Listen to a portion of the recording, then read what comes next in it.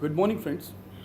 By this time, my colleague Dr. Urvish Shaya explained you about various topics which are being asked in the JNU CBE and what is the objective of multiple choice questions, which kind of multiple choice questions are normally there. All these things are being discussed by Dr. Urvish Shaya. Now, in this particular session, I am going to discuss few short tips which will help you to score better in MCQs, particularly for the JNU CBE. But these tips will help you for any exam which involved multiple choice questions. जो मैं यहाँ कहना चाहता हूँ वो ये है कि जब भी multiple choice question based examination होता है तो कुछ बातें हैं जिनका अगर हम ध्यान रखते हैं तो हम लोग नेगेटिव मार्किंग को भी अवॉइड कर सकते हैं और हम लोग सिर्फ सही ऑप्शन वाले आंसर्स हम अटेंड करें, ऐसा हो सकता है। क्योंकि जैसा मेरे मित्र उर्विश शाह ने बताया कि मल्टीपल चॉइस क्वेश्चन में एक ऑब्जेक्टिविटी होती है और इसको अटेंड करने के लिए रोट लर्निंग या रट्टे लगाना या सिर्फ आपने सुपरफिशियल कुछ पढ़ लिया है तो वो हेल्प नहीं करेगा। मल्टीपल चॉइस क्वेश्चंस अटेंड करना अपने आप में एक आर्ट है, एक कला है और एक विज्ञान भी है। अगर हम मल्टीपल चॉइस क्वेश्चंस को थोड़ा एनालाइज करें जैसा कि सर ने आपको बताया और उसके बाद अगर हम उन्हें अटेंड करें तो हमारी सफलता के जो चांसेस हैं वो बढ़ जाते हैं। हमारा अपना अनुभव ये कहता है कि अगर ये कुछ टिप्स को हम ध्यान रखें तो हम लोग हमारे इस कोर्स के अंदर बेहतरी कर सकते हैं। सबसे पहली टिप हमारी ये है कि you should prepare well for any of the exams. और अगर आपकी प्रिपरेशन अच्छी है तो हमारी पहली टिप काम करेगी और वो है कि try to attempt maximum questions that you know very well that they are correct. अगर उसमें कुछ कैलकुलेशंस हैं तो आप वो कैलकुलेशंस करिए, पर यहाँ पर एक फाइन डिफरेंस है। आपको मैक्सिमम क्वेश्चंस अटेंड करने का मतलब ये नहीं है कि जो आपको नहीं आता है वो भी आप अटेंड करो। जब किसी एग्ज़ाम के अंदर अगर मल्टीपल चॉइस क्वेश्चन के साथ नेगेटिव मार्किंग नहीं है तो आप नो डाउट मैक्सिमम और या सारे के सारे क्वेश्चंस अटेंड करें, लेकिन अगर वहाँ पर नेगेटिव मार्किंग है तो आप मैक्सिमम वही क्वेश्चंस अटेंड करें जिनका आपको सही जवाब पता है। नाउ जब भी हम कोई सवाल करते हैं, जब भी हम कोई सवाल पढ़ रहे होते हैं तो नॉर्मली ऐसा एनालिसिस में आया है कि अगर हमें किसी सवाल का जवाब पता होता है, for example which of the following organelle contains DNA, हमें पता है कि इसका आंसर माइटोकॉन्ड्रिया है। हमने ऑप्शन ए देखा माइटोकॉन्ड्रिया और हमने अटेंड कर लिया। इस जगह हमें इस टेम्पटेशन को कि मैं जल्द से जल्द ये सवाल अटेंड कर लूँ, इस पर हमें पहले विजय प्राप्त करनी है। हमें चारों के चारों ऑप्शंस पहले पढ़ने हैं, क्योंकि कई बार ऐसा होता है कि एक क्वेश्चन के 2-3 सही ऑप्शंस होते हैं। फॉर एग्जांपल इस केस में अगर उसने ऑप्शन सी क्लोरोप्लास्ट भी दिया है और फिर option D both A and C दिया है तो आपका सही आंसर न ए होगा न सी होगा बल्कि ये तो डी होगा। तो ये बहुत ज़रूरी है जब हम मल्टीपल चॉइस क्वेश्चंस अटेंड कर रहे होते हैं तो हम इतनी तीव्रता ना रखें, हम इतनी स्पीड ना रखें कि हमने चारों ऑप्शंस ही नहीं पढ़े। तो कोई भी सवाल को हम इतने अच्छे ढंग से पढ़ें कि हमें उसके चारों ऑप्शंस हमने पढ़ लिए हैं। इसके अलावा जब आप सभी ऑप्शंस पढ़ लेते हैं और फिर अगर आप 100% श्योर हैं तभी आप अपने सही ऑप्शन को सेलेक्ट करें। यहाँ पर एक चीज़ और भी है कि when you are looking into the question, sometimes what happens, this is certain test are also being done on this, कि अगर कभी कभी ऐसा पूछा जाता है कि which of the following organelle does not contain the DNA, पर हमें ये होता है कि ये हमेशा यही पूछेगा कौन सा ऑर्गेनली डीएनए रखता है, बिकॉज बहुत कम ऑर्गेनलीज ही ऐसे हैं जिनमें डीएनए होता है। तो हम लोग ऑब्सेस्ड होते हैं अपने आंसर के साथ एंड इन दैट केस हम लोग वो नॉट या डज नॉट हैव ये पढ़ नहीं पाते और हम उसका एकदम गलत आंसर लिख के आ जाते हैं। तो हमें इन सब चीज़ों पे भी थोड़ा ध्यान देना है। इसके बाद एक मैकेनिज़्म है जब हम मल्टीपल चॉइस क्वेश्चन अटेंड करते हैं, अगर आपने उस टॉपिक को ढंग से पढ़ा है लेकिन फिर भी कभी कभी कुछ कन्फ्यूज़न होता है कि इसका ये जवाब सही है कि नहीं है, तो उसके लिए एक स्ट्रेटेजी है जिसको हम कहते हैं exclusion mechanism. Exclusion mechanism means which ever option is incorrect you are opting it out because you know this can not be the right answer.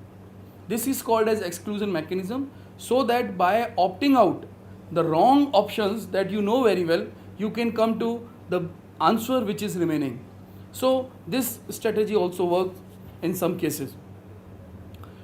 One tip is that when you don't know anything about the question, suppose you have not prepared for a particular topic. For example, you have not seen plant hormones and you don't know about it. You have not studied botany in your undergraduate program and you are not aware what plant hormones are, what is their function, and there is a question on plant hormone. So please, if you don't know about a particular topic or questions based on it, do not attend it, just leave it as it is. Don't try to play your luck, because there is no doubt 25% probability that any one of these four options would be right. At the same time, there is 75% probability that it would be wrong. And in such exams or in any such exams, your luck will not favor you. So chances are there, even if you are knowing the answer lies between any two of the option, 50% probability is that answer may be wrong.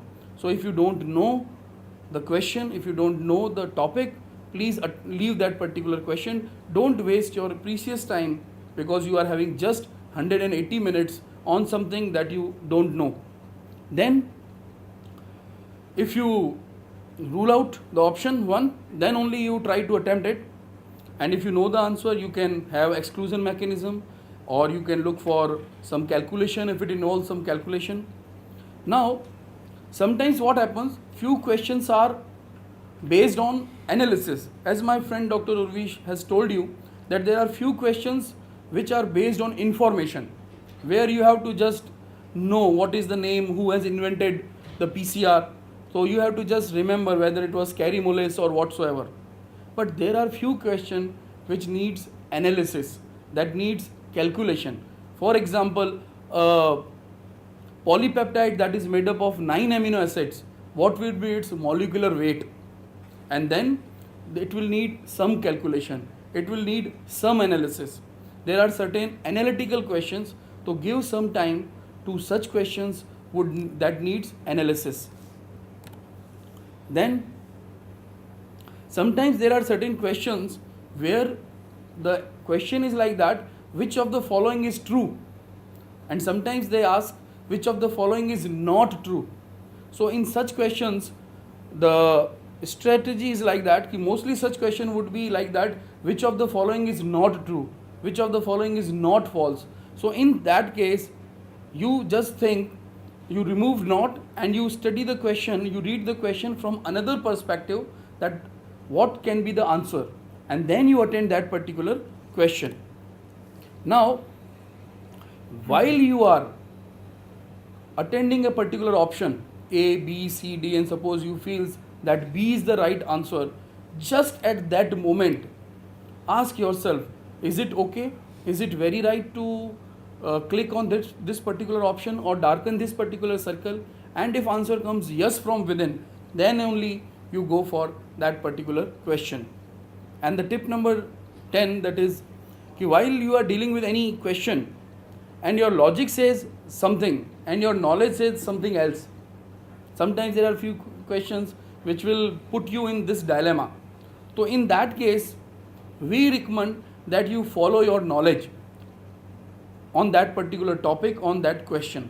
So if you will follow your knowledge, the chance is that you will attend a question correctly. Then one of the important thing is that whatever answer you are attending, you don't make any guess. If it involves any calculation, do the calculation on the paper. You don't make mental calculations, 2 plus 5 will be this and this will be this, because sometimes a small error can lead to a wrong answer, and such questions are designed in such a way that whatever wrong option that would pop up first, that would also be given as a answer. So chances are there that any wrong mental calculation would result into the negative marking. Then once you have attended a question, it is very important. Sometimes you might, when you are looking for the same question in the second round, so you might see that whether I should change my answer or change my option. So normally we don't recommend it, because it has been seen that whatever answer comes intuitively for a particular question where there is a confusion between two options, so whatever intuition if you will follow your intuition, chances are there that you will write and you will not repent कि मैंने सही option को हटा के वापस गलत option पे मैंने ऑप्शन को डार्कन किया. So the first answer that comes to your mind intuitively is mostly the right answer. This stands true for 80 to 90% of the cases when the dilemma is between two answers or two options. Then sometimes we have seen with our personal experience that out of 180 minutes, everybody want to pour 180 minutes for attending the questions. This is not a good strategy. At the beginning of the exam itself, you should consider that you are having 170 to 172 minutes for that particular exam. You should put at least 5 to 8 minutes for proofreading or to check whether you have attended the questions in the right orientation, because it has been seen sometimes अगर 14 number question का answer था सी, आपने गलती से 15th का सी कर दिया है, and then there is a kind of frame shift error and your entire answer sheet goes wrong. And what happens? Person who is having the potential to score 80% comes to 20%. Such kind of proofreading is very much required, and you please mind it that this proofreading, at least 2 to 3 errors you will come to know, and these 2 to 3 error means at least 6 to 7 marks, because you will lose positive marks and there will be negative marking. So from your scores, negative marks will be cut. So in that case, even if you catch 1 or 2 error, your score will increase by 3 to 4 marks. So it is very important to have a proofreading round, see your answer sheet very diligently, and then try to find errors. If question number 1 is C, answer is C, so you will see in the answer sheet that you have written C. So you give 5 to 10 minutes to this exercise, so that if by human error you have attended a question where number was different and you have attended a different question in the answer sheet, you can correct that. So such kind of silly mistakes can be avoided only when you are having time for it, and you should spare time, because let me tell you one thing, out of 120 questions, even if you are not able to attend 2 questions, it is okay. But if you will find 2 to 3 mistakes, it will give you more marks compared to if you attend 1 or 2 more questions. So our experience